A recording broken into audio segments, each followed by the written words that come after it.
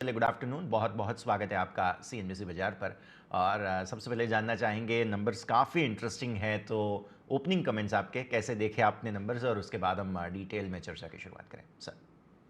Thank you यश। अगर year on year basis पे देखें तो हमारी ग्रोथ जो ओवरऑल रेवेन्यू में हुई है 11% हुआ है। पैट 12% बढ़ा है।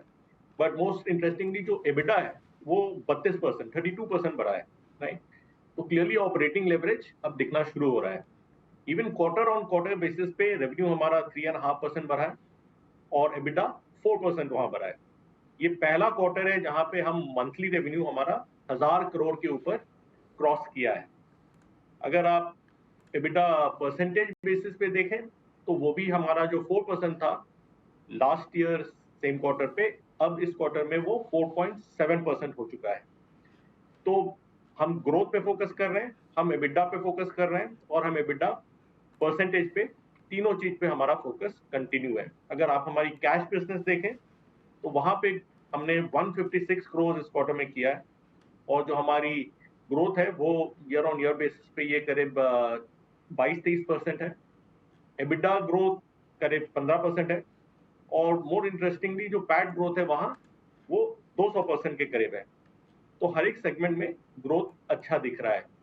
ये जो हमारा सिक्योरिटी बिजनेस है उसमें जो हमारी मार्जिन थी वो 4.4% से बढ़ के, जो लास्ट ईयर इस क्वार्टर में 4.4 था, वो प्रीवियस क्वार्टर में 5.4% पहुंच चुका था और इस क्वार्टर में हम 5.7% उसका एबिटा हुआ है। तो क्लियरली हम प्री कोविड लेवल पे वहां पे पहुंच रहे हैं और बाकी सेगमेंट्स भी वहां Q4 तक आने की अपेक्षा है। आपने सर बहुत अच्छे से समझाया। अब मैं थोड़ा सा समझना चाहूँगा, Q1 आइडियली इंटरेस्टिंग रहता है, रिन्यूअल वगैरह बाकी सब चीज़ें। Q2 में हमने देखा जो आपने मोमेंटम दर्शाया है, उससे एक बात साबित हो रही है कि डिमांड क्लियरली मार्केट में है। जो अनटैप्ड अपॉर्चुनिटीज़ है उसको आप अच्छे से ग्रोथ दिखा रहे हैं। इसके बारे में मैं समझना चाहूँगा, किस प्रकार के नए रिक्वायरमेंट्स आ रहे हैं, किस प्रकार की इंक्वायरीज़ हैं जिसके ऊपर आप यहाँ से आगे Q3 के ऊपर फोकस रखेंगे, धीरज सर।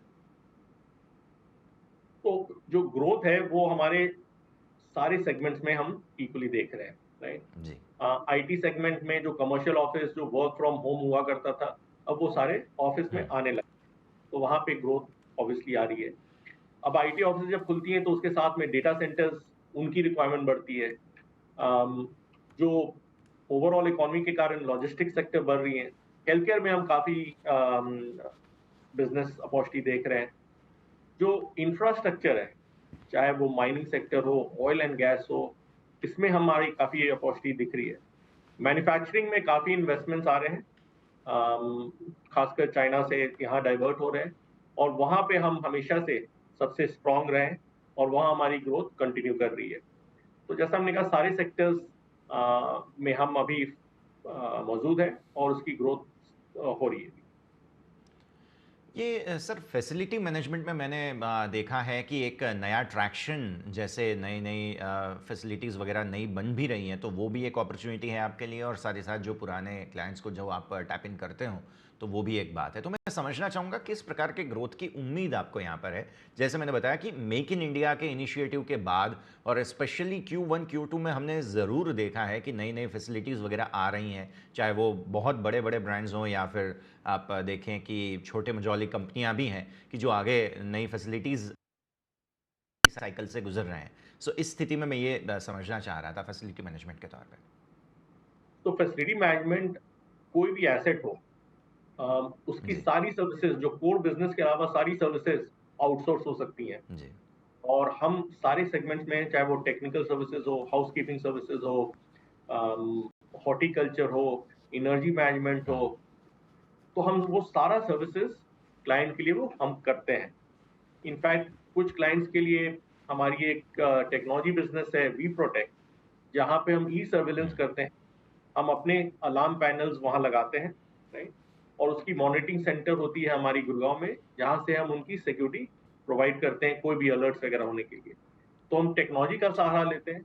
हम अपनी प्रोसेस नॉलेज, हमारी डोमेन नॉलेज है, अलग अलग सेक्टर्स के लिए स्पेशलिस्ट नॉलेज चाहिए होती है। फार्मास्यूटिकल इंडस्ट्री के लिए उनकी प्रोसेसेस अलग हैं, उनकी क्लीनिंग रिक्वायरमेंट्स अलग हैं। तो हम सेक्टर वाइज, हमारी एक्सपर्टीज भी है और हम इंटीग्रेटेड सर्विसेज उनको देते हैं फैसिलिटी मैनेजमेंट में। और जैसा आपने कहा, इसकी ग्रोथ काफी कंटिन्यू कर रही है। हम पैन इंडिया प्लेयर हैं, इंडिया के हर एक डिस्ट्रिक्ट में हम मौजूद हैं, और सारे सर्विस हम प्रोवाइड कर सकते हैं, तो इसलिए इसकी डिमांड बढ़ती रहेगी। ठीक है सर, तो इन सारे मुद्दों पर ज़रूर नज़र आएगी। धीरज जी, बहुत बहुत शुक्रिया आपका हमारे साथ जुड़ने के लिए, और हम आशा करते हैं ऐसे ही बेहतरीन प्रदर्शन आप बनाए रखें और इन्वेस्टर्स को खुश करते रहें। Thank you sir. धन्यवाद। Thank you.